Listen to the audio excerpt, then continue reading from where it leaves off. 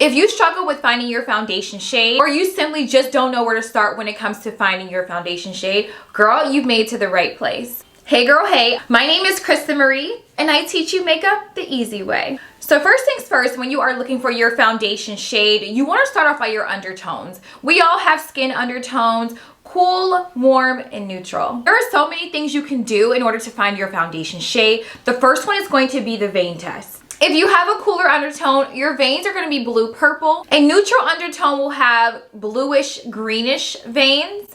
And if you have more of a warmer undertone, it's just going to be green. Now, I do want to say a cooler undertone is going to have more of a secondary undertone, which is going to be like that pinkish reddish undertone that you may see in a cooler foundation. If you have a warmer undertone, your foundation may look slightly yellowish to golden.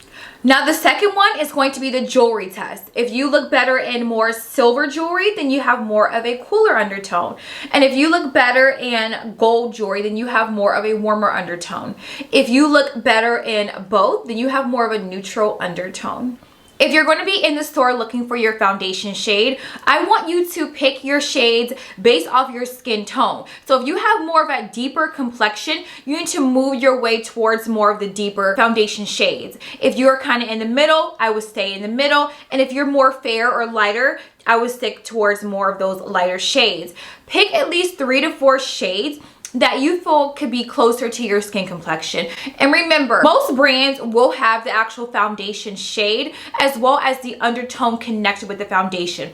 So if that is the case, make sure you're paying attention to it. It may say something like deep 1N, which would be neutral, or deep 1NG, which is more neutral golden. Or it may say C on there with the actual shade, deep C. Then that means it has more of a cooler undertone. I feel like that is the biggest part when it comes to finding your foundation shade. It's not really the undertone. The undertone plays a major role in finding your foundation shade, but if you are not picking the correct shade and you're going too light or you're going too dark, that's going to throw off the whole process of you finding your foundation shade. You should be matching your foundation shade from your neck up. Not your arms up, not the back of your arm, not your face. We're not matching to our face. We're matching from our neck up. In some cases, if your neck and your chest is the same color, then you're going to match it from your chest and your neck up. It's only contingent on which shade is closer to the body, to the neck. So you want to swatch the foundation from your face to the top part of your neck.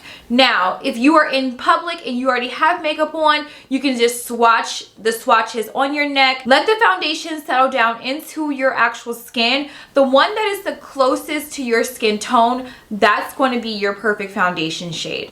And I do want to say, if you are in a store like a Sephora or an Ulta store, make sure that you are stepping outside because the lighting inside of these stores are not the best. You want to be in natural lighting so that way you can make sure that you are getting the correct foundation shade. Now, I do want to say, your foundation shade may change season to season.